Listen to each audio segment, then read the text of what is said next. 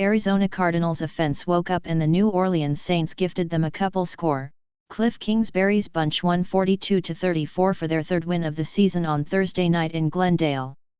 The highlight of the game was late in the first half when Saints quarterback Andy Dalton threw two pick-sixes that completely shifted the momentum to the Cardinals' sideline. After Kyler Murray went 13 plays down the field and saw Keontae Ingram rush for a 2-yard touchdown, the Cardinals' defense was ready to make a play. Dalton's second play of the drive was a pass to Marquez Callaway that was right to his hands, but he couldn't haul it in. Instead, second-year cornerback Marco Wilson took it out of the air and dove into the end zone to give the Cardinals a 21-14 lead. Click here for more sports coverage on foxnews.com. Quarterback Andy Dalton, number 14 of the New Orleans Saints, watches from the sidelines during the second quarter of the game against the Arizona Cardinals at State Farm Stadium on October 20, 2022, in Glendale, Arizona.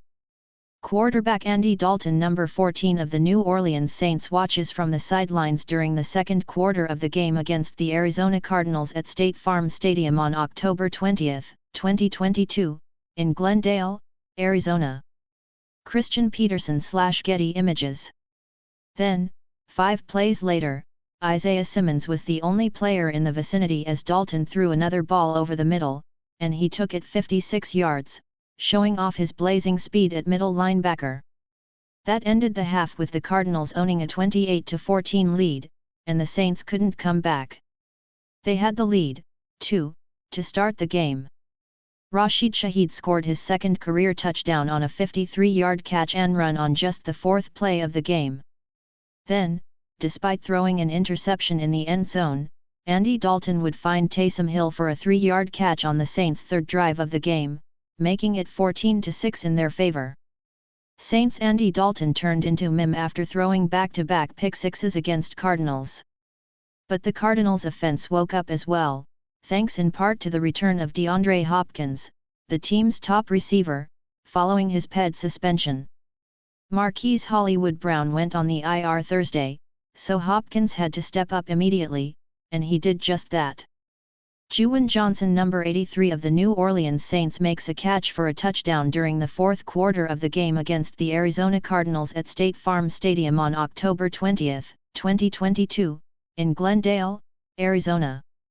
Juwan Johnson, number 83 of the New Orleans Saints, makes a catch for a touchdown during the fourth quarter of the game against the Arizona Cardinals at State Farm Stadium on October 20, 2022, in Glendale, Arizona. Norm Hall/Getty Images. Though he didn't find the end zone, Hopkins finished his season debut with 10 catches for 103 yards.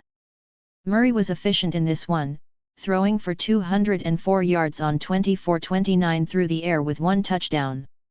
He also had the help of Eno Benjamin in the backfield, as he found his way into the end zone for the team's final touchdown in the fourth quarter to cap a night with 12 rushes for 92 yards.